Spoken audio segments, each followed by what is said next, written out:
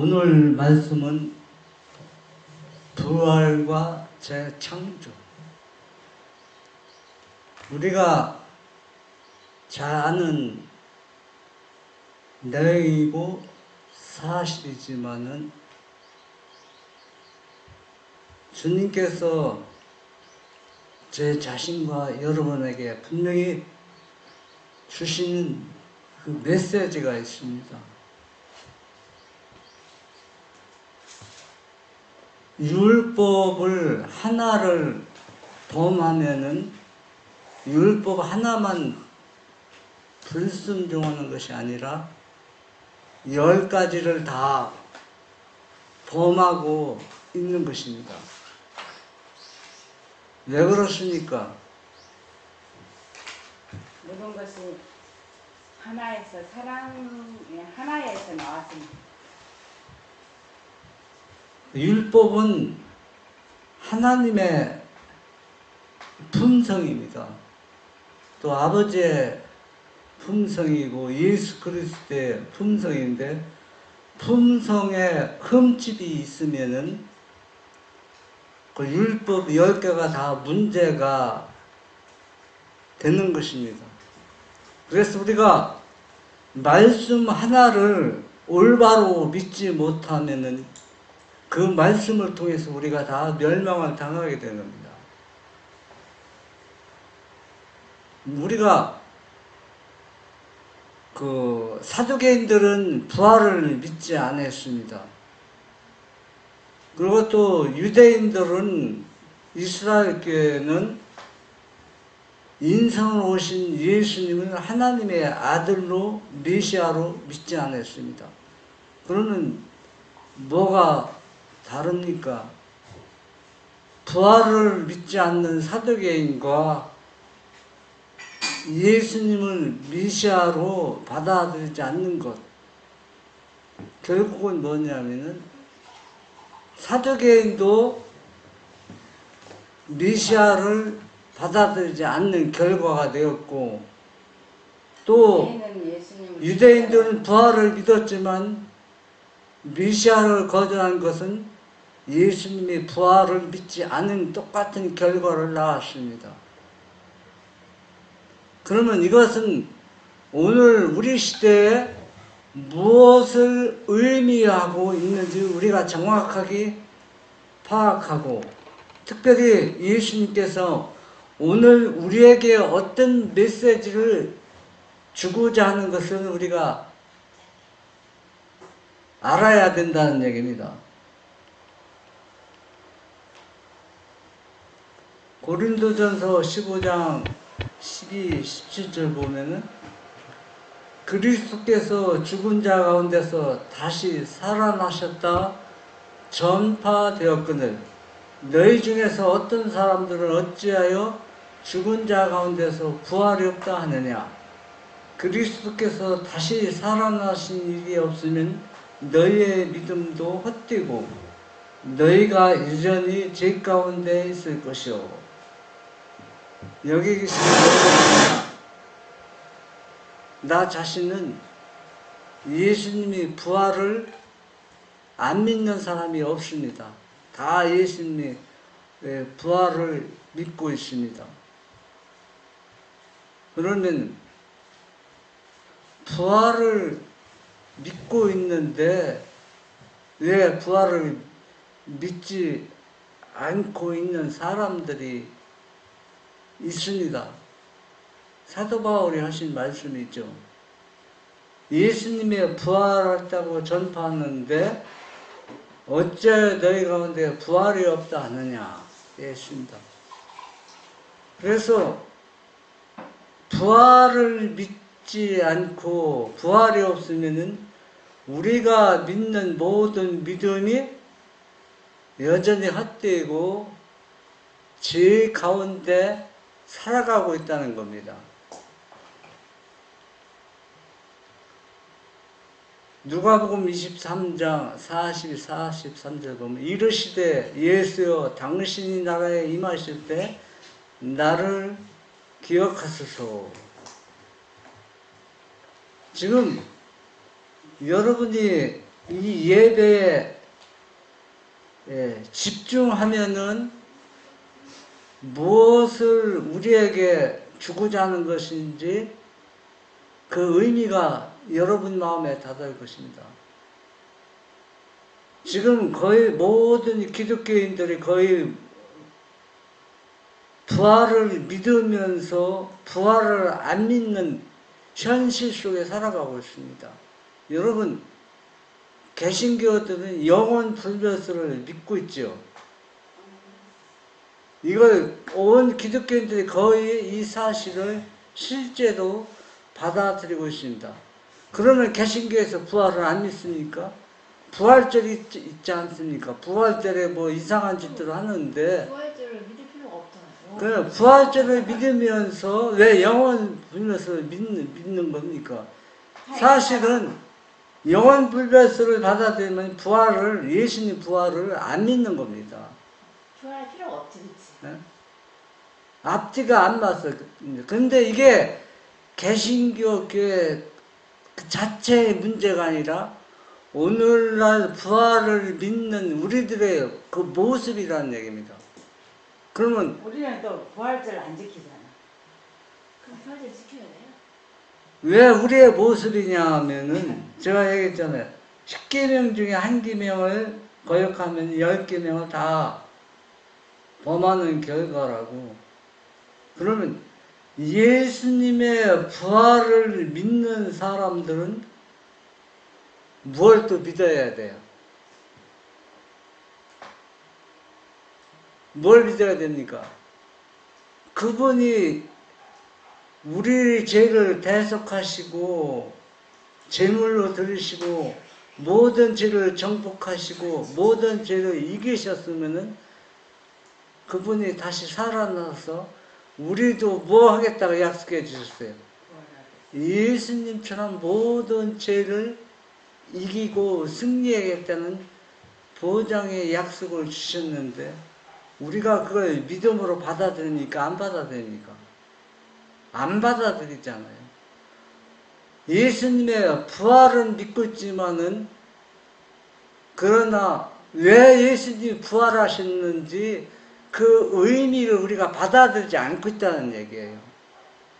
만약에 예수님의 부활을 우리 믿음 가운데 실제로 받아들이고 우리가 생활을 하고 있다면은 예수님이 부활한다면 어떤 모습이었습니까? 완전한 성화된 인간으로서 사람으로서 하늘에 승천한 것처럼 우리도 완전한 인간으로서 우리 품성이 변화되고 새롭게 재창조받아서 누구를 닮아갈 수밖에 없다는 얘기예요. 예수님을 닮아갈 수밖에 없다는 얘기입니다. 그러니까 우리가 교리적으로 인정하고 교리적으로만 생각하고 있다는 얘기입니다.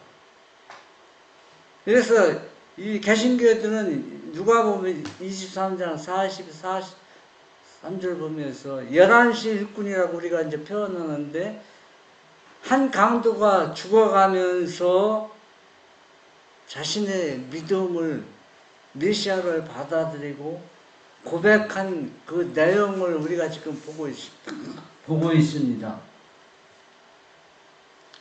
예수께서 이르시되 내가 진실로 네게 이르노니 오늘 네가 나와 함께 낙원에 있으리라 하시니 그러니까 이때 이 죽어가는 강도가 예수님이 하늘로 올라간 그 내용이 아니라는 걸 우리가 잘 알고 있습니다. 예수님도 올라가자. 시대소만 751 내가 오늘 네게 이르노니 네가 나와 함께 낙원에 있으리라. 그리스도께서는 그 강도가 그날 그분과 함께 낙원에 있으리라고 약속하지 않으셨다. 그분 자신도 그날에 낙원에 가지 않으셨다. 그분은 무덤에서 쉬셨으며 부활의 아침에 그분은 내가 아직 아버지께로 올라가지 못하였노라고 말씀하셨다. 그분이 십자가에 못 박히시던 날, 곧 표면상으로 볼 때 패배와 흑암의 날인 그날에 주님께서는 그 같은 약속을 주셨다. 죄인의 한 사람으로 십자가에서 죽으시던 그날 곧 오늘이라고 하시던 그날에 예수께서는 불쌍한 죄인에게 네가 나와 함께 낙원에 있으리라고 약속하셨다. 예. 모든 사람이 다 메시아를 거절하고 믿지 않고 불신과 절망 가운데 빠져 있었지만은 예수님 옆에 죽어가는 한 강도가 예수님을 메시아로 받아들이고 예수님이 자신의 죄를 다 용서해 주시고 하늘에 들어갈 수 있는 능력을 가지신 예수님이라고 믿음으로 고백하고 그 믿음을 받아들였다는 얘기입니다. 어찌 보면 우리는 이 죽어가는 강도 같은 믿음도 없습니다. 그래서 흔히 많은 사람들은 이 강도가 11시 일꾼이라고 했는데 이 11시 일꾼은 1시간 일하고 아침부터 일하는 사람과 똑같은 대우를 받았고 똑같은 상급을 받은 것으로 우리가 이해하고 있습니다. 여러분, 죽어가는 메시아 또 죽어가는 강도 이 장면을 우리가 생생하게 마음속으로 그려보면 우리의 믿음이 얼마나 연약하고 부족한지 우리가 절실히 느껴질 수밖에 없습니다. 우리는 아침부터 일한 품꾼이고 하나님의 자녀들입니다. 그러면 아침부터 일했다는 얘기는 하루 종일 예수님과 동행하고 말씀을 연구하고 선교 사업하고 하나님을 위해서 일했다는 증거인데 그럼 하루 종일 일하고서 1시간 일한 이 11시 일꾼보다도 우리가 못하다는 것은 무엇을 의미합니까? 우리가 깊이 우리가 생각해 봐야 할 문제입니다. 하이주성 누가복음 23장 42에서 43절 죽어가는 죄인이 죽어가는 구주를 붙잡음. 그분의 일이 끝나가는 그 순간까지도 그리스도는 죄를 용서하시는 분이셨다. 그 가장 깊은 한밤중에 베들레헴의 큰 별이 망각의 세계로 막 지려는 그때 보라 죽어가는 죄인이 죽어가는 구주를 붙드는 믿음이 도덕적 흑암 중에 환하게 빛나고 있다. 그러한 믿음은 11시에 온 일꾼으로 대표될 수 있을 것이다. 그들은 11시에 와서 일하기 시작했지만 여러 시간 동안 일하는 사람들이 받는 삭과 같은 삭을 받아간다. 예. 여기서 보면은 우리가 변화되지 못하고 거듭나지 못하고 또 예수님의 품성을 나눠받지 못하는 이유는 우리가 가진 죄 때문에 그렇습니다. 우리 마음속에 있는 품고 있는 죄를 버리지 않고 이걸 예수님께 온전히 맡기지 않았습니다. 예수님은 우리의 죄를 다 가져가시고 우리를 용서하시고 죄를 이길 수 있는 능력을 주시기 위해 대성물이 되시고 부활하셨습니다. 그러면 이 부활 그 사실을 우리가 진심으로 믿음으로 받아들일지인데 우리의 생활 모습이 무엇인가 변화되고 달라져야 되는데 달라지는 게 아무것도 없다는 겁니다. 그러면 결국은 뭐냐? 예수님의 부활을 우리 마음속으로 진정으로 믿음으로 받아들이지 못하고 있다는 얘기입니다. 부활을 믿고 있지만 실제적으로는 그 부활의 의미를 우리가 무엇을 왜 부활했는지 그걸 우리가 이해하지 못하고 있다는 얘기예요.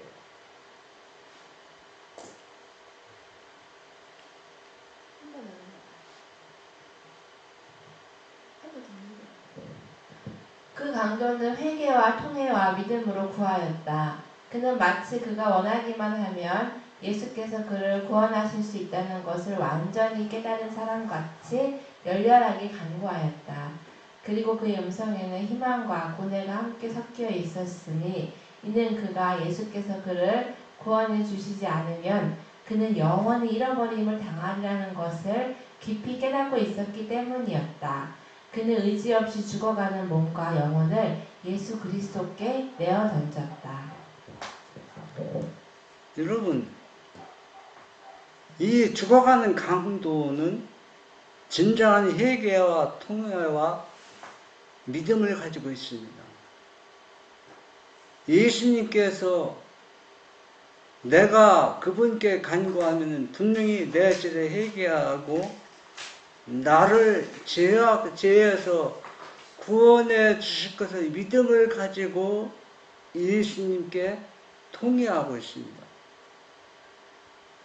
그런데 우리는 아침부터 예수님을 믿는 품꾼인데 비유를 통해서 이렇게 우리가 이 얘기를 들으면 그러면은 저녁이 저물어 가는데 이제 그 품삯을 받을 시간이 다 됐는데 우리는 이 죽어가는 강도는 예수님을 믿음으로 받아들이고 구원해 주실 것을 믿고 받아들였는데 하루 종일 예수님과 함께 있으면서 당신 구원받았어 얘기하면은 글쎄요, 확실한 대답이 없습니다. 그 대답 자체도 거짓말을 말하고 있는지 본인도 모르게 대답하고 있습니다. 여러분, 이 강도 우리가 한번 다시 생각해 봐야 돼요. 예수님이 얼마나 기뻐하시겠습니까? 본인도 죽어가면서 죽어간 강도가 자신의 죄를 회개하고 예수님을 믿음으로 받아들일 때 그에게 그 보장에 큰 상급을 주셨습니다. 오늘 네가 낙원에 있으리라. 오늘 낙원에 간다는 얘기는 아니라 예수님이 재림할 때 네가 분명히 하늘에 들어갈 것이라는 보증의 약속을 하셨다는 얘기입니다. 근데 그 강도는 이것을 믿음으로 받아들였다는 얘기입니다. 여러분은 믿음으로 이 말씀을 강도처럼 받아들일 수 있습니까? 오늘 안식을 통해서 우리도 믿음으로 이 사실을 받아들여야 된다는 것이 오늘의 메시지라는 얘기입니다. 요한복음 11장 39절 예수께서 이르시되 돌을 옮겨 놓으라 하시니 그 죽은 자의 눈이 마르다가 이르되 주여 죽은 지가 나흘이 되었음에 벌써 냄새가 나나이다. 요한복음 11장 43절에서 44절 이 말씀을 하시고 큰 소리로 나사로야 나오라 부르시니 예. 죽은 자가 수족을 배로 동인 채로 나오는데 그 얼굴은 수건에 쌓였더라. 예수께서 이르시되 풀어놓아 다니게 하라 하시니라. 예. 이 나사로가 죽은 지 나흘이 되고 죽기 전에 예수님이 오시면은 나사로가 죽지 않을 것으로 그 나사로 너희들을 믿고 예수님이 빨리 오기를 바랬습니다. 그러나 이미 나사로가 죽었습니다. 그런데 이 죽은 나사로가 부활할 것이라고 믿는 사람은 아무도 없었어요. 너희조차도 없었습니다. 예수님이 재림할 때 그때는 부활할 것을 믿겠다고 말씀을 예수님께 했지만은 지금 이 상황에서 현실에서는 이것을 받아들이는 사람이 없습니다. 이건 왜 예수님이 시간을 지체해서 나사로가 죽게 했느냐 하면은 이 엄청난 이적을 보여주셔서 예수님이 참 메시아처럼 이 강도가 그 후에 이 사건보다 후에 일어난 사건이지만 이 강도 같은 믿음을 예수님께서 갖기를 원했다는 얘기입니다. 여러분, 이게 사실 우리의 인간적인 안목과 아무리 믿음이 좋은 사람이라도 이걸 현실로 받아들이기는 쉽지 않아요. 그러나 이 현실로 이 말씀을 믿고 받아들이면은 우리는 무엇인가 달라질 수밖에 없어요. 왜? 이런 능력자를 믿고 있으니 달라질 수밖에 없잖아요. 우리를 죄에서 용서만 해주고 죄에서 건져내신 것이 아니라 이 죄를 이길 수 있는 무엇도 준다 했어요. 능력과 은혜를 예수님이 재림하실 때까지 주겠다고 약속했는데 이걸 믿고 받아들이는 사람도 있어요? 물론 이론적으로는 믿고 받아들이지만 실제 우리 생활 속에서는 그렇게 하지 못하고 있다는 얘기입니다. 시대소망 536 이 말씀을 하시고 큰 소리로 나사로야 나오라 부르셨다. 맑고 드높은 예수의 음성이 죽은 자의 귀를 울렸다. 예수께서 말씀하실 때 신성은 인성을 통하여 번쩍거렸다. 하나님의 영광으로 빛난 얼굴에서 백성들은 예수의 능력의 확실함을 알 수 있었다. 모든 눈은 동굴의 입구로 쏠렸고 모든 귀는 가장 작은 소리라도 들으려고 기울어졌다. 열렬하고도 근심스러운 호기심으로 모든 사람들은 하나님의 아들이라는 그리스도의 주장을 실증하던지 혹은 희망을 영원히 잃게 할 증거, 즉 그의 신성에 대한 한 시험의 장면을 지켜보고 있었다. 고요한 무덤 속에서 한 움직임이 일어났고 죽었던 자가 무덤의 문 곁에 섰다. 그의 동작은 그에게 입혀진 수의 때문에 방해를 받았다. 그리스도께서는 놀라서 보고 있는 자들에게 풀어놓아 다니게 하라고 말씀하셨다. 그들은 다시 인간의 일꾼이 하나님과 협력해야 한다는 것을 보았다. 인간은 인간을 위하여 일해야 한다. 나사로는 자유롭게 되어 병으로 쇠약해진 사람처럼 연약하고 비틀거리는 다리로 서 있는 것이 아니라 혈기 왕성한 건강한 사람의 활력으로 무리들 앞에 섰다. 그의 눈은 총명과 구주에 대한 사랑으로 빛났다. 그는 예수의 발 앞에 엎드려서 경배하였다. 나사로가 병들어 죽을 때와 나사로가 부활해서 나왔을 때 완전히 다르죠. 완전히 건전한 몸을 건강한 몸으로, 그리고 나사로가 제일 먼저 한 건 예수님의 발 앞에 엎드려 예수님을 경배한 것을 볼 수가 있습니다.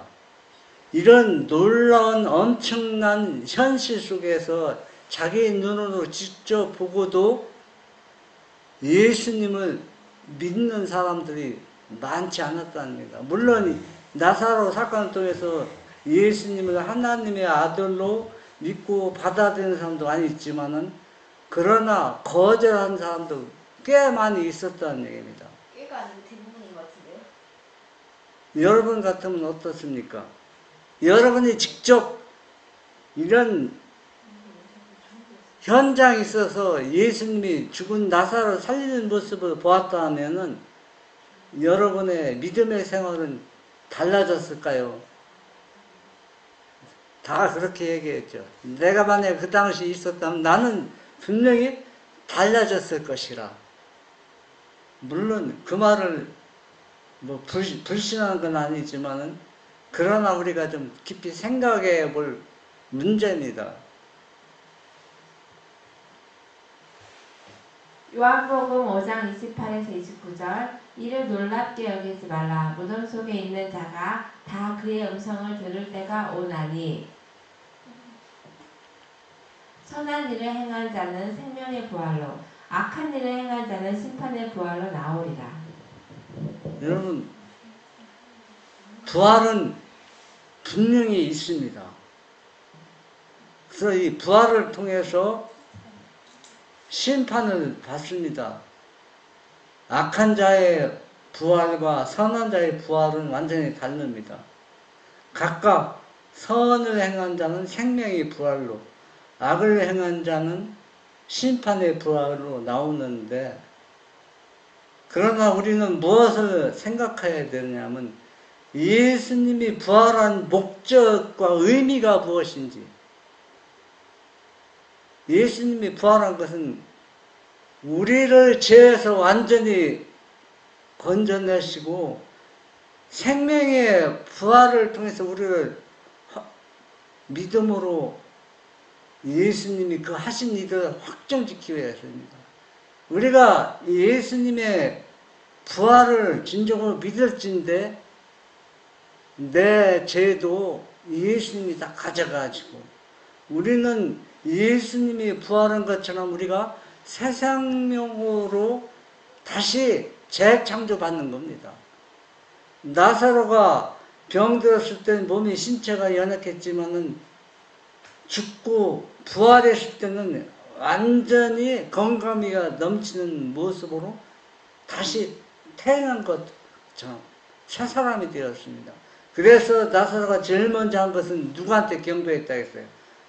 그분 앞에 엎드려 경배를 드렸다 했습니다. 그래서 우리가 새 사람으로 태어난 사람, 재창조받은 사람은 우리가 해야 할 일이 제일 먼저 뭡니까?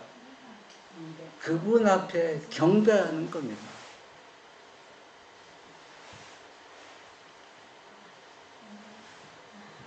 화해지상 마태복음 28장 2절에서 4절. 영광의 몸으로 부활한 의인들의 모습.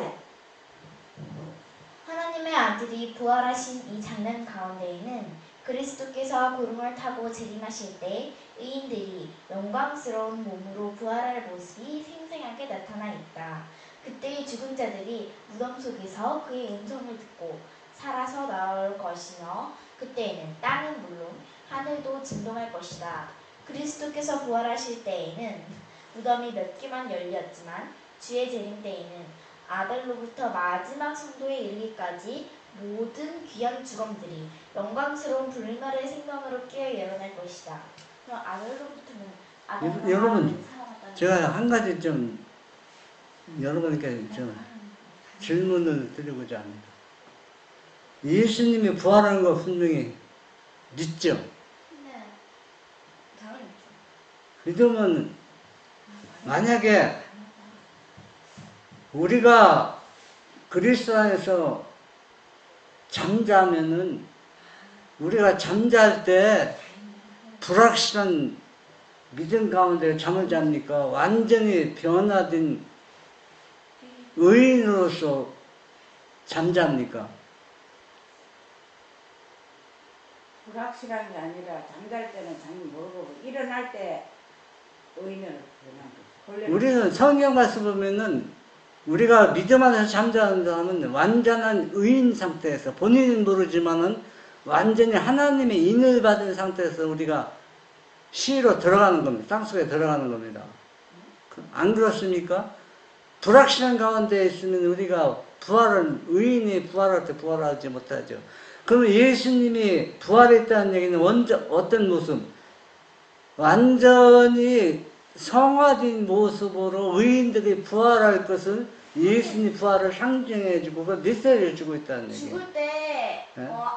주인분들이 어떤 사람 죽었는데 하나님을 받아들이고 죽어가지고 전에 아프고 고통스러운 얼굴 하나도 없고 평안스럽고 가장 아름다운 모습으로 죽어. 그러면은 의인들의 모습이라면은 우리가 죽기 전에 잠들기 전에 완전한 예수님의 성품을 이루고 믿음 안에서 잠잤다는 얘기입니다.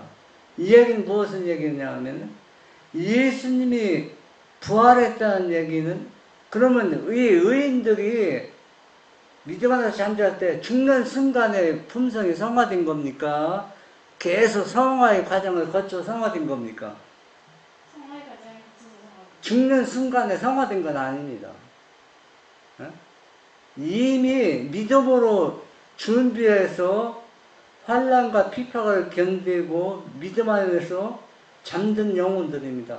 이것은 무엇을 의미하냐면 우리가 만약에 살아서 하나님을 영접할 사람들은 우리 생활 속에서 예수님이 부활한 그 모습을 우리가 재현되어야 한다는 거. 완전한 성품을 가지고 하나님께 경배하고 그런 가운데 우리가 핍박과 환난을 맞이한다는 얘기입니다.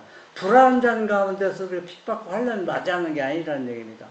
그래서 예수님의 부활은 우리에게 엄청난 큰 의미를 우리에게 안겨주고 있습니다. 이 부활을 실제로 우리가 믿음으로 받아들이면은 우리의 삶이 뭐예요? 변화되고 달라질 수밖에 없다는 사실입니다. 무덤을 수식하던 병사들이 한 천사가 하늘의 빛과 능력을 입고 나타났을 때 그토록 심한 공포에 질려서 죽은 자들 같이 땅바닥에 엎드러졌다면 하늘 궁정에 있는 천천만만 천사들을 거느리고 그리스도께서 큰 능력과 영광과 능력으로 재림하실 때 하나님의 아들 앞에 그의 원수들이 어떻게 설 수 있겠는가? 땅이 취한 자같이 비틀비틀하며 초막같이 사라질 것이다. 하늘은 두루마리같이 말릴 것이며 체질이 뜨거운 불에 풀어질 것이다. 일어난 엄청난 이런 사건들 현실 속에서도 이스라엘 교회 지도자들은 예수님 부활을 감추려고 거짓으로 꾸미고 돈으로 병사들 유혹하고 이런 현실들이 지나간 역사가 아니라 오늘날도 이런 일들이 우리 주변에서 일어나고 있을 수밖에 없습니다. 그러면 그러한 일들이 어떻게 일어났는가? 여러분들이 말씀을 깊이 상고하면은 이런 장면들이 어떤 장면인지 여러분들이 이해하고 깨닫게 될 것이라는 얘기입니다. 해주서 요한복음 20장 17절 그리스도의 모든 것은 무덤에 머물러 있었음. 예수께서 마리아에게 나를 만지지 말라. 내가 아직 아버지께로 올라가지 못하였노라고 말씀하셨다. 그가 십자가에서 운명하심으로 눈을 감으셨을 때 많은 사람들이 믿는 바와는 달리 그가 그때 즉시 하늘에 가지 않으셨다. 그렇지 않으면 어떻게 그가 내가 아직 아버지께로 올라가지 못하였노라고 하신 말씀이 참말이 될 수 있었겠는가? 그리스도의 영은 그의 몸과 함께 잠자고 있었으며 분리된 존재로 머물며 영이 빠져나간 시신을 처리하며 애통하는 제자들을 내려다보기 위해 하늘로 날아가지 않았다. 예. 영원 불멸을 믿는 그리스도인과 또 죽었다가 뭐 어디 갔다 왔다 하지만 것은 다 뭡니까? 현대 강신수에 속하는 겁니다. 이것을 믿고 받아들이는 사람들 거의 모든 기독교인들이 이것을 믿고 받아들이고 있습니다. 그러면 예수님은 그 무덤에서 3일 동안 쉬시면서 육체와 혼이 분리되어서 어디 올라간 것도 아니고 그 무덤 안에 있었다고 했습니다. 그 무덤 안에 있었다는 얘기는 신성은 죽지 않았지만 그 신성도 무덤 안에 있었습니다. 그러면 영원 불멸설을 믿는 것은 하나님의 말씀을 부정하고 부활을 믿지 않는 것과 똑같은 현실입니다. 그래도 그걸 오늘날 기독교인들이 거의 받아들이지 않잖아요. 뭐 지옥이 있다, 뭐 천국이 있다, 지금도 얘기하는데 이런 것들은 다 뭡니까? 거짓이라는 것을 우리가 알 수가 있습니다. 예수의 생명과 지적 기능에 포함된 것들은 모두 다 그의 몸과 함께 무덤 속에 남아 있었다. 그리고 그가 무덤에서 나오실 때는 전인적 존재로서 나오신 것이다. 다시 말하자면 그때 그는 하늘에 가 있는 영혼을 불러들일 필요가 없었다는 뜻이다. 그는 그의 생명을 버릴 권세도 있었고 그것을 다시 취할 권세도 있었다. 예수님이 그 무덤에서 나오실 때 뭐로 나왔다 했어요? 전인적인 존재로서 나왔어요. 자신의 신적 능력, 그 생명으로 그 사망을 정복하고 나오신 겁니다. 그래서 그분은 생명을 버리는 권세도 있고 다시 치유할 권세도 있다고 했습니다. 이것은 무엇을 의미하냐면 부활하면서 우리에게 선언했습니다. 그러니까 예수님이 믿음으로 말미암은 의인은 무엇을 의미하느냐면 우리가 그분한테 죄를 맡겨서 그분이 우리의 죄를 다 가져가 용서해 주시고 이 죄를 모든 죄의 유혹을 이길 수 있는 사단과 싸워서 이길 수 있는 능력을 주시겠다고 믿음으로 받아들입니다. 그러면 예수님이 전인적인 모습으로 무덤에서 나온 것처럼 전인적인 능력을 우리가 뭘 이길 수 있도록 죄를 이길 수 있도록 승리할 수 있도록 예수님의 품성을 나눠받을 수 있도록 예수님이 능력을 주신다는 걸 우리가 믿음으로 얼마나 받아들이고 있느냐가 중요한 안건이라는 얘기입니다. 이걸 믿음으로 받아들이지 않으면 아무 의미가 없다는 얘기입니다.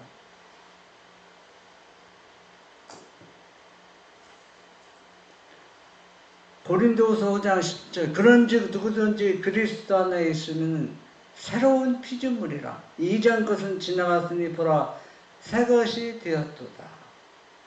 예. 오늘은 거룩한 안식일입니다. 이 안식일 우리는 누구로부터 예수 그리스도로부터 재창조를 받은 하나님의 사랑받는 자녀가 되었습니다. 그래서 모든 것이 새롭게 되었습니다. 예수님께서 부활하시면서 사망아 너의 숨이 어디 있느냐 했습니다. 그 사망을 완전히 정복하시고 그러면 우리가 죄에서 용서받은 것으로 끝나는 게 아니고 예수님께서 분명히 우리 죄를 용서하시면서 죄를 완전히 도말해버렸다고 했어요. 도말해버렸다는 얘기는 죄를 짓지 않을 수 있는 능력을 우리에게 주신다는 겁니다. 그걸 믿음으로 받아들이는 사람은 우리가 그리스도 안에 새로운 피조물이 되어서 이전 것은 연약하던 모습, 믿음이 없던 모습을 다 지나가고 새로운 피조물이 되어서 예수님이 유혹을 받을 때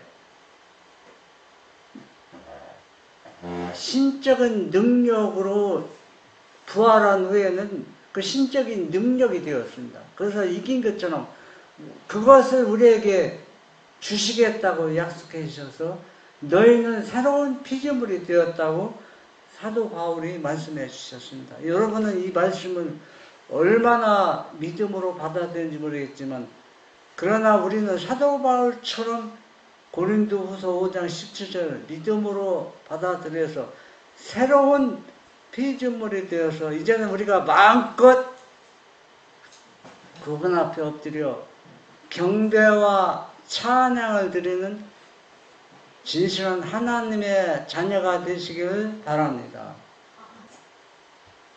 하이주서 고린도후서 5장 17절 은혜는 상속으로 물려받는 것이 아님 혈과 육으로 난 옛 본성은 하나님의 나라를 유업으로 받을 수 없다. 옛 방법들, 타고난 경향성들, 그리고 그 전의 습관들은 버려야 한다. 왜냐하면 은혜는 상속받는 것이 아니기 때문이다. 중생은 새로운 동기와 새로운 취미와 새로운 경향성을 갖는 데 있다. 성령으로 말미암아 새 생명으로 태어난 사람들은 신의 성품에 참여하는 자들이 되고 그들의 모든 기질과 습관에서 그들이 그리스도와 맺고 있는 관계를 증거해 보여줄 것이다. 그리스도인이라고 주장하는 사람들이 그들의 품성과 기질의 선천적인 결함들을 그대로 가지고 있을 때 그들의 자리가 세속적인 사람들 것과 다를 바가 있겠는가? 그들은 진리를 성확히 하는 자, 정결케 하는 자로 바르게 평가하고 있는가? 우리가 조금 전에 평가하고 있지 않다. 본 말씀 같이 우리는 분명한 사실은 예수님과 함께 우리가 무덤에 들어갔습니다. 무덤에. 영적으로 합니다. 실제적이 아니라 영적으로. 그러면 예수님이 3일 만에 부활한 것처럼 우리도 예수님과 함께 뭐로 부활했습니까? 전인적인 능력을 나눠받는 존재로 예수님께 부활했다는 얘기입니다. 부활하는 사람은 다 그런 예. 몸으로. 나사로가 병들어서 연약한 몸이 죽어서 나흘 만에 부활했을 때 그는 어떤 모습으로 찾았다 했어요? 건강미가 넘치는 모습으로 건강을 찾고 영적으로도 회복되고 예수님께 경배한 것처럼 우리도 그렇게 할 수 있다는 메시지가 오늘 우리에게 예수님이 주시고 있습니다. 나사로는 다시 죽을 영생할 몸으로 살아나지 않았어. 영생을 몸에서 죽었지만은 그러나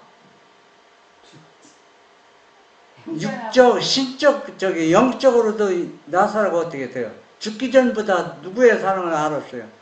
예수님의 사랑을 깊이 알았다는 얘기입니다.